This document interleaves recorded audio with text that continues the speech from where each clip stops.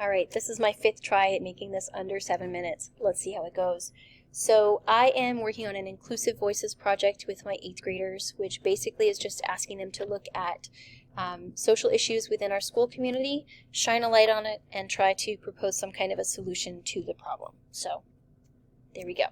So I am most comfortable with blended learning, but would love to try for a more flipped approach. I just tend to get overwhelmed with it sometimes, and then I back off. So I'd like to not do that. I meet with my classes every day, so on one day I'll see them for 80 minutes, and then the next I only see them for 40. So it's a little bit of a tricky schedule, but the Inclusive Voices project actually has 3 driving questions, but I'm just going to focus on these 2 and try to adapt them into an objective using the SMART goals. So the new objective that I would love some feedback on is by June 9th, students will create a poster, blog, website, video, podcast, or other material that answers the driving questions and can be shared in the classroom, school, or a wider community. So I plan on making sure that my students have as much voice and choice as possible in the topics they choose, the end product, the research pathways, but I also want to use them as my student experts, use them to provide peer-to-peer feedback at various points in the process. I'd like to use my students specifically as tech experts because they're so good at so many different things, and I want to really leverage those skills as much as I can, but I also would like to draw other staff members into the process so that they can help my students understand things that maybe I don't have a lot of knowledge of.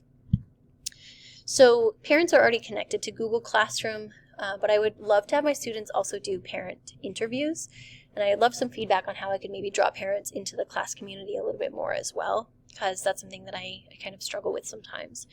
And then the projects themselves end up kind of lending themselves to being more public, or but I would love some feedback on how I could maybe draw the community in a little bit more directly than just a website that's out there for them to see if they happen upon it or know about it. So I've had a lot of experience with working through different, understandings of feedback. I was not familiar with the RISE model, but I really liked it. I liked the way that it was set up visually. That makes sense for me, and I think it would be really helpful for both teachers and students. I use a fair amount of feedback tools, both digital and, on paper, or just kind of in the classroom getting some quick feedback.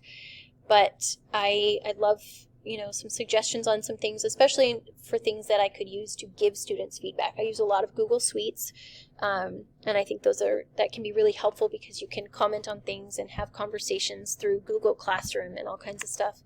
I do think that there's a huge difference between assigning a grade and providing feedback, in that providing feedback is opening the door to a conversation about the process and about the progress, whereas assigning a grade feels like just a stop sign, because once they've received a grade, they feel like they're done with it and they're moving on to the next thing. And so I try to avoid having any kind of conversations around what would my grade be if I didn't pass this in, or what would my grade be if I pass this in the way it is and don't do any more revisions or edits, because I think that just enables that mindset of the grade means we're done with it.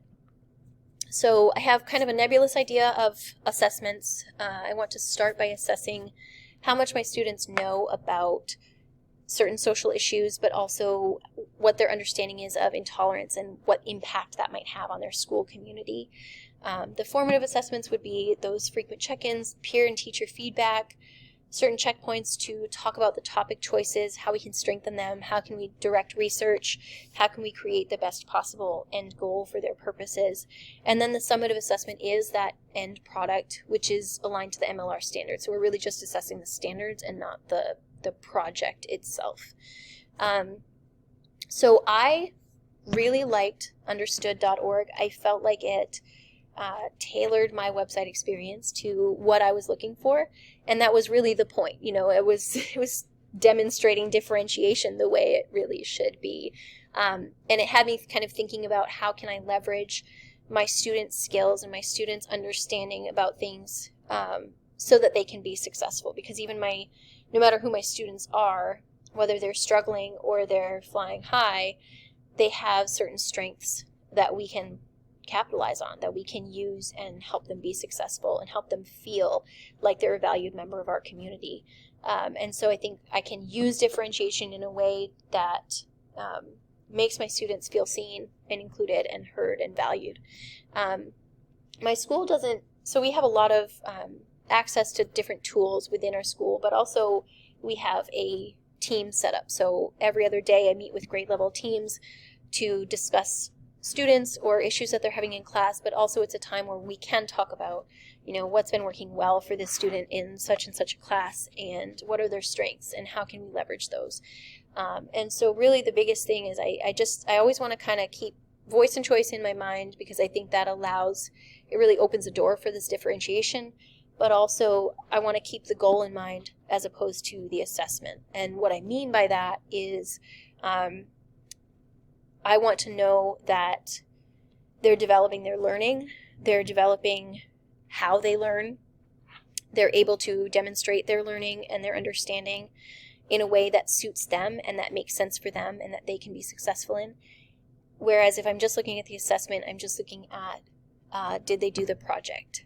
And did they check off all the little boxes of required things on the project? And I don't think that doesn't set them up for as much success in the learning process as it does if you're just looking at that goal. Thank you very much.